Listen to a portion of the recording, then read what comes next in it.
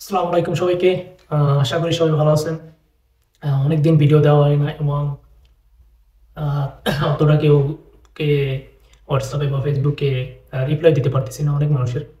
So এর জন্য আসলে আন্তরিকভাবে দুঃখিত। আসলে খুব ব্যস্ততার মধ্যে আছি। জব, ক্লাস এবং এক্সাম সব মিলে একটু ব্যস্ততার মধ্যে আছি। তার জন্য রিপ্লাই দেওয়া হচ্ছে না। সো আপনাদের তো অনেক রাশিয়ার স্কলারশিপ নিয়ে কথা বললাম। তো এখন অন্যতম একটা খুব ভালো এবং হাই কোয়ালিটির একটা স্কলারশিপ নিয়ে কথা বলি, যেটা হলো তুর্কির বুর্সেলারি স্কলারশিপ। বাট এটা কি রাশিয়ার স্কলারশিপটা যতটা ইজিভাবে পাওয়া যায় আর কি, শুধু একটা ইন্টারভিউ এবং ইজি প্রসেস, এটা একটু ডিফারেন্ট আছে স্কলারশিপ। এটার মধ্যে কিছু ক্রাইটেরিয়া আছে, কিছু রুলস আছে, কিছু নিয়ম আছে, যে নিয়মগুলোর বাইরে গেলে আপনার অ্যাপ্লাই করতে পারবেন না। লাইক রাশিয়ার স্কলারশিপে অনেক ইয়ার ইয়ার গ্যাপ নিয়ে অ্যাপ্লাই করতে পারতেন। একজন মাস্টার্স কমপ্লিট করা সে একজন ব্যাচেলারে অ্যাপ্লাই করতে পারতো। বাট এখানে একটু ডিফারেন্ট আছে। এখন আসেন কি কি ডিফারেন্ট আছে। লাইক যারা ব্যাচেলার অ্যাপ্লাই করবে তাদের অবশ্যই আন্ডার 21 হইতে হবে, মানে 21 বছরের নিচে হইতে হবে। তারপর মাস্টার্স যারা, তাদের মেবি আন্ডার 30, এবং পিএইচডি যারা, তাদের মেবি আন্ডার 35 এরকম। বাট যারা ব্যাচেলার, তারা 21 বছরের নিচে অবশ্যই হইতে হবে। এবং আহ, যারা এবার অ্যাপ্লাই করবেন তাদের অবশ্যই 2024-এর আগস্টে মেবি আগস্টে আগে পাস করতে হবে, গ্রাজুয়েশন করতে হবে। সো লাইক যারা এইচএসসি পাস করছেন তারা অ্যাপ্লাই করতে পারবেন ইজিলি, সো প্যারা নাই। তো এখন এর ক্ষেত্রে কিছুটা ফ্যাক্ট আছে, যেমন অ্যাপ্লাই করার ক্ষেত্রে। লাইক অন্যান্য সাবজেক্টের ক্ষেত্রে নর্মালের 70-75% মার্ক থাকতেই হবে। যারা আন্ডার গ্রাজুয়েটে অ্যাপ্লাই করবেন 70% মার্ক, তার উপরে মাস্টার্সে যারা 75% এরকম মার্ক থাকতেই হবে। এবং যারা মেডিসিন নিয়ে অ্যাপ্লাই করবেন তাদের 93% আই থিঙ্ক দেয়া, 93% না 98% মার্ক থাকতে হবে। সো যারা মেডিসিন অ্যাপ্লাই করবে তাদের ক্ষেত্রে মার্কসটা খুব হাই থাকতে হবে, তাছাড়া আপনারা কোয়ালিফাই পাবেন না। আর যাদের জিপিএ খুব ভালো থাকবে, মার্কস খুব হাই থাকবে, তারা তো ভালো, সবার থেকে আগেই থাকবেন, এটা শিওর। সো এই হলো অ্যাপ্লাই করতে। তো এখানে কি হয়, আপনাদের একটা এক্সাম হয় ওনাদের তুর্কির এম্বাসিতে মেবি একটা এক্সাম হয়। আপনারা অনলাইনে অ্যাপ্লাই করার পর আপনার এক্সামের জন্য কল দিবে। সো এক্সাম হয়, দেন এক্সামের পর একটা ইন্টারভিউ হয়, অনলাইনে ইন্টারভিউ হয়। সো এই আর কি। বাট এখন সুযোগ সুবিধা কি আসলে, ভাই বলতেছেন এটা অনেকটা ভালো স্কলারশিপ, বাট সুযোগ সুবিধা কি? আহ, এইখানে ধরতে গেলে বলতে পারেন যে সবই ফ্রি। যেমন রাশিয়াতে আপনার শুধু টিউশন ফিকে কভার করে এবং মান্থলি একটা স্টাইপেন্ড দেয়, আর কোনো কিছুই ফ্রি না। অ্যাকোমোডেশন বলেন, তারপর মেডিকেল ইন্স্যুরেন্স বলেন, তারপরে এয়ার টিকিট বলেন, সব কিছুই নিজের টাকায় খরচ করতে হয়। বাট তুর্কি স্কলারশিপে আপনার যাইতে এবং আসতে দুইটা এয়ার টিকিটের ভাড়া দিয়ে দিবে তারা। তারপর ওইখানে ইন্স্যুরেন্স বলেন সেটা দিয়ে দিবে তারা। আপনার ডরমিটরি দিবে একটা। তারপর monthly alliance like third Bangladesh টাকা 30,000, 35,000 টাকার মতো দিতে পারে এরকম। গত বছর 30,000 টাকার মতো ছিল।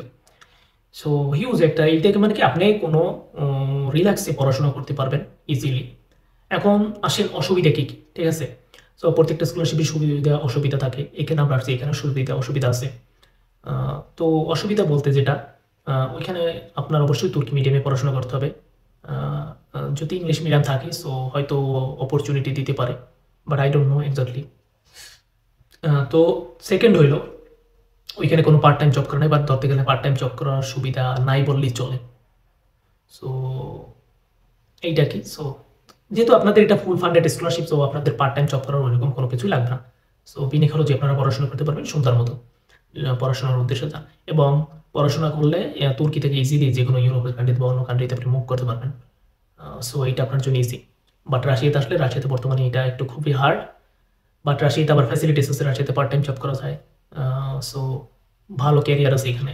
আবার তুর্কিতে কিন্তু ওইরকম পিআর দেয় না, বা ওইরকম সিটিজেনশিপ দেয় না তুর্কিতে। বাট এখানে কিন্তু রাশিয়াতে কিন্তু পিআর সিটিজেনশিপ দেয়। আপনি ব্যাচেলর আসলে মাস্টার্স কমপ্লিট করতে করতে আপনার হয়তো সিটিজেনশিপ পেয়ে যাবেন।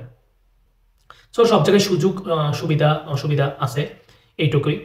তো এখন আসি অ্যাপ্লাই ডেট কবে। অ্যাপ্লাই ডেট আপনার 10 জানুয়ারি থেকে শুরু হবে এবং 20 ফেব্রুয়ারিতে শেষ হবে 2025 সালের, এই আর কি। সো আপনাদের হাতে টাইম আছে অনেকের। তো যাদের কাগজপাতি গুছানো নাই তারা গুছাই ফেলেন। যেহেতু রাশিয়ার ক্ষেত্রে তো এরকম মোটিভেশন লেটার, তারপর রিকমেন্ডেশন লেটার লাগে না। বাট আপনারা, আমি মনে করি যে আপনারা একটা এসওপি মোটিভেশন লেটার, এসওপি নিয়ে আমার ভিডিও আছে যে কীভাবে কি লিখতে হবে। তারপর রিকমেন্ডেশন লেটার, তারপর এক্সট্রা কারিকুলাম অ্যাক্টিভিটিস থাকলে এগুলা, তারপর কোনো যদি ল্যাঙ্গুয়েজ সার্টিফিকেট থাকে লাইক আইএলটিএস, স্যাট, এগুলোর যদি সার্টিফিকেট থাকে এগুলো গুছিয়ে রাখতে পারেন। এগুলো আপনার জন্যই ভালো হবে, আপনার জন্য অপরচুনিটি হবে বেস্ট। এবং যখন এক্সাম হবে, সো এই এক্সামে কি হয়, আপনার সাবজেক্ট রিলেটেড একটু এক্সাম হয়, লাইক যদি ইঞ্জিনিয়ারিং দেন ইস ম্যাথ, ফিজিক্স এগুলো থাকে, কেমিস্ট্রি থাকে। সো এগুলো আহামরি অতটা কঠিন হয় না বা আহামরি অতটা সহজ হয় না। লাইক আপনার 9, 10, 11, 12 এইসবেরই বেসিক বিষয়গুলো থাকে। সো আপনারা যদি একটু ইফোর্ট দেন, একটু যদি ঘাটাঘাটি করেন, ইনশাল্লাহ আশা করি ভালো কিছু করা যাবে। এইটুকুই। তো এক্সামে পাস করার পর আপনাদের ইন্টারভিউর জন্য কল দেবে। সো আপনাদের একটা ইন্টারভিউ নেবে, ইন্টারভিউ দিলে দেন আপনাদের সব কিছু কনফার্ম। সো এই আর কি।